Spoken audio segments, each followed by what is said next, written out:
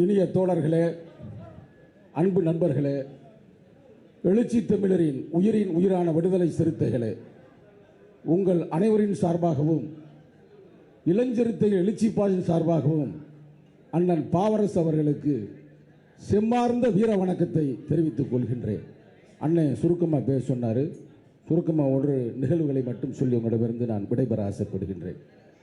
மனிதன் பிறக்கின்றான், வாழ்கின்றான், இறக்கின்றான். இதுதான் மனிதனின் கதை. பிறப்பதும் இறப்பதும் எல்லாருக்கும் ஒன்றே. ஆனால் வாழ்வதில்தான் பல பிரச்சனைகள், பல முரண்கள். நாம் இலக்கை நோக்கி செல்கின்றோம். அந்த இலக்கு தோற்காத ஒரு இலக்கு.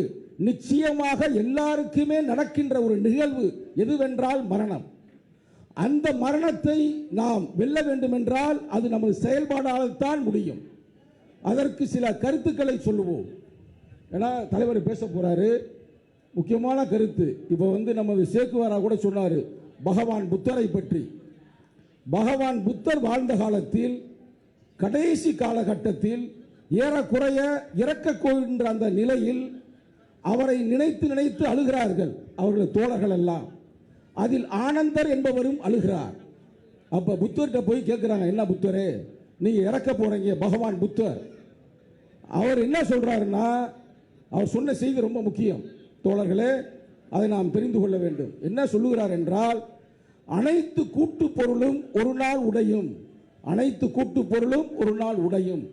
அது மட்டுமல்லாமல் அப்போ தீபபவ, உனக்கு நீயே ஒளியாக இரு என்று சொன்னவன் தான் பகவான் புத்தர்.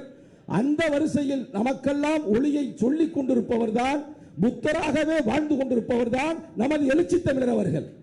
அதில் எந்த வகையான மாற்று கருத்தும் இல்லை. அப்படிப்பட்ட தலைவரின் வரலாற்றில் தலைவருடைய கோட்பாடுகளை உள்வாங்கி களமாடிய பாக்கியம் என்ற பாவரசு அவர்கள் கடைசி நேரத்தில் ஏறக்குறைய ஒரு 2-3 மாதங்களுக்கு முன்னால் அவர் இங்கே ஹாஸ்பிட்டல் இருந்தார். அந்த ஹாஸ்பிட்டல் இருந்து டிஸ்சார்ஜ் செய்யும் பொழுது அன்பு தம்பி கரிகால் வளவன் இங்கே இருக்கிறார். நானும் அவரும் அங்கே போனோம். அங்கே போகும்போது டாக்டர் ஆனந்த் என்ன சொல்றாருன்னா, ஒரு விஷயத்தை சொல்றாரு. இது மாதிரி ரொம்ப மோசமான சூழ்நிலை, அவர்கிட்ட சொல்லுங்க அப்படின்னு என்ன சொல்றாரு. நான் சொன்னேன், என்கிட்ட சொல்லுவதை விட நீங்க அவர்கிட்ட சொல்லுங்க, தலைவர்கிட்ட சொல்லுங்க அப்படின்னு சொல்றான். பாருங்க, அவர் மரணத்தை நேரடியாக எதிர்கொண்டிருக்கிறார் என்பது இந்த வரலாறு. நான் அப்புறம் வந்த பிறகு அவர்கிட்ட நான் சொல்ல வர்றேன். அப்போ டாக்டர் நிற்கிறாரு பக்கத்தில். அப்போ டாக்டர் என்ன தம்பி இருந்தாப்புல. அவர் என்ன சொல்றாருன்னா, நான் தலைவர்கிட்டையும் சொல்லிட்டேன், பாவரசிட்டையும் சொல்லிட்டேன், நீங்களும் சொல்லுங்க அப்படின்னும் போது சொல்கிறான் அவர்கிட்ட. அதெல்லாம் ஒன்றும் பிரச்சனை இல்லை தம்பி, நோ ப்ராப்ளம், நான் பார்த்துக்கிறேன்னாரு. சரிண்ணே, வீட்டில் போய் ரெஸ்ட் எடு அப்படின்னு சொல்லி டிஸ்சார்ஜ் பண்ணிட்டு நாங்கள் வந்துட்டோம். வந்துட்டு 1 மாதம் கழிச்சு இங்கே நிற்கிறாரு, இந்த இடத்துல நிற்கிறாரு. என்ன சொன்னா நீ பாட்டுக்கு என்ன அப்படி பண்ணுற அப்படின்னும் போது, அதெல்லாம் ஒன்றும் பிரச்சனை இல்லை, தலைவர் சொல்லியிருக்காரு, பொறுப்பெல்லாம் போட்டுக்கிருக்கணும்னு நீ அப்படி சொல்கிற, அதெல்லாம் நான் நல்லா ஸ்ட்ராங்காக இருக்கிறேன்னாரு. சரி போனேன், போய் பாருங்க அப்படின்னா அடுத்த 2 நாள் அவர் உடல்நிலை சரியில்லை, திருப்பி வீட்டுக்கு போயிடுறாரு. எங்கே? மதுரைக்கு. அடுத்த கொஞ்ச நாள் பார்த்தா சைதாப்பேட்டையில் மைக்கிட்டே நிற்கிறாரு. மைக்கை விட்டு போகலை. நம்ம வெளியே உட்காந்துருக்கானே, வாங்க உட்காரனே அப்படின்னா இல்லை, அப்படிலாம் இல்லை. அதை என்ன சொல்ல வருகிறார் என்றால், அவர் வாழ்க்கையில் எழுச்சி தமிழருடைய கொள்கை கோட்பாடுகளை தனது செயலால் வாழ்ந்து காட்டியவர் தான் ஓய்வு அறிய போராளி பாவரசு. அதான் இங்கே நம்ம சொல்லுவது. எனக்கு அவருக்கு நிறைய முரண்கள்லாம் இருக்குது, நம்ம பேச தேவையில்லை. 2016 தலைவர் பொறுப்பு போடும்பொழுது, இப்போ பொறுப்பு போடுறாரு பார்த்தீங்கன்னா, அதே மாதிரி எனது அலுவலகத்தில் பொறுப்பு போடும் பொழுது பாவரசு அவர்களும் முஞ்சியரசன் அவர்களும் ஏறக்குறைய 6 மாதம் எங்களோட ஒற்றுமையாக ஒன்றாக இருந்தார். நம்ம இவரை கூட சேக்குவாரா கூட இருந்தாப்புல. நிறைய விவாதிப்போம். அவர் மேலே எனக்கு இருந்த பார்வை வேற. ஆனால் விவாதிக்க போகும்போது தான் தெரியுது, அவர் அதாவது சொல் புத்தி இருக்குதோ இல்லையோ, சுய புத்தி இருக்கிறதோ இல்லையோ, எழுச்சி தமிழருடைய எண்ணங்களையும் கோட்பாடுகளையும் நடைமுறைப்படுத்த வேண்டும் என்பதில் கவனமாக களமாடினார். அதில் எந்த வகையான மாற்று கருத்தும் இல்லை. எவ்வளவு முரண்கள் இருந்தாலும் கூட அதை அடுத்த நாளே மறந்துடுவார். சேக்குவார் அழகாக பதிவு செய்தார். அதை நம்ம ஞாபகம் பண்ணி இந்த நேரத்தை சொல்ல வேண்டிய பொறுப்பு நமக்கு இருக்கிறது. எனக்கு தெரிய அவர் மைக்க பிடிக்காத ஒரு இடம்னா மதுரை மாவட்டம் மேலூர். அண்ணன் போயிட்டார் நினைக்கிறேன், ஆற்றல் அரசு. நான் அவர்கிட்ட சொன்னேன், அண்ணன் மைக்க பிடிக்காதண்ணே, அது நல்லா இருக்காது, எல்லாருமே அப்படி இப்படிலாம் பேசுகிறேன், இங்கே பேசாத அப்படின்னு. அதே மாதிரி அவர் மைக்க பிடிக்கவே இல்லை. நினைச்சா பிடிச்சிருக்கலாம்.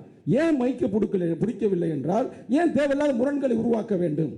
அப்போ தம்பி சங்கத்தம்பி சொல்றாருன்னா ஒரு கருத்து இருக்கின்று.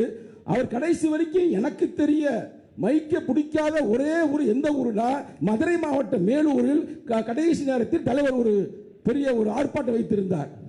அந்த ஆர்ப்பாட்டம் தான் என்று எண்ணுகிறேன். ஆக மொத்தம் உண்மையிலேயே ஏன்னா நிறைய பேசும்போது சொல்லுவார், என்னங்க இவ்வளோ கஷ்டப்படுறீங்க, உயிரையே பணையம் வைத்து இப்படி பண்ணுறீங்களா அப்படின்னு பேசும்போது அங்கேயுமே பார்த்தேன். அவர் சொன்ன ஒரு கருத்தை நான் பதிவு செய்கிறேன். நிச்சயமாக முன்னணி தோழர்களுக்கு தெரியும், தலைவருடைய உழைப்பு, தலைவருடைய வரலாறு அது வீணாக சென்று விடக்கூடாது. அது ஆட்சி அதிகாரத்தை நோக்கி செல்ல வேண்டும் என்பதற்காகத்தான் நான் கடினமாக உழைத்துக் கொண்டிருக்கிறேன் என்று அவர் பிரகடனப்படுத்தினார். நம்ம சும்மா சொல்றோம் அப்படி நினைக்க கூடாது. கொள்கைகள்லாம் களமாடுவோம், கோட்டையில் ஒரு நாள் கொடியேற்றுகிறோம் என்றால் அது நடக்க வேண்டும். அது நடந்தால்தான் அண்ணன் பாவரசு கண்ட கனவு, பாவரசு உழைத்த உழைப்பு.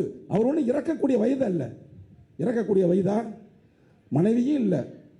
இப்படிப்பட்ட வாழ்க்கையை வாழ்ந்து சென்றிருக்கிறார்கள். அவர் மட்டுமல்ல, அண்ணன் ஐயா உஞ்சேரசன் அவர்களும் அப்படித்தான். அப்படிப்பட்ட நமக்குள் 1000 முரண்கள் இருந்தாலும் கூட நான் ஆரம்பத்தில் சொன்ன மாதிரி மனித வாழ்க்கையே முரண்தான். தலைவர் சொல்லுவார், மோதல் ஒற்றுமை முரண்களின் இயல்பு, அந்த முரண்களே வளர்ச்சிதை மாற்றத்தின் சிறப்பு. நிச்சயம் படிச்சிருப்பீங்க. அந்த முரண்களை மறந்து எழுச்சி தமிழரின் கொள்கை ஒரே ஒரு கருத்து சொல்லி முடிச்சிடுறேன். அவர் இந்த நிறைய பேசுவார், அப்படி பேசும்போது நான் சொல்லுவேன், அமைப்பு படினே அப்படின்னு. இல்லை அப்படின்னு உண்மையிலே அவர் படித்திருக்கிறார், நிறைய பேருக்கு தெரியாது, அதைத்தான சொல்ல விரும்புகிறேன். ஆக மொத்தம் அண்ணன் பாவரசு அவர்களுக்கு, பாக்கியம் என்ற பாவரசு அவர்களுக்கு மீண்டும் ஒரு முறை செம்மார்ந்த வீர வணக்கத்தை தெரிவித்து உங்களிடமிருந்து விடைபெறுகிறேன். நன்றி, வணக்கம்.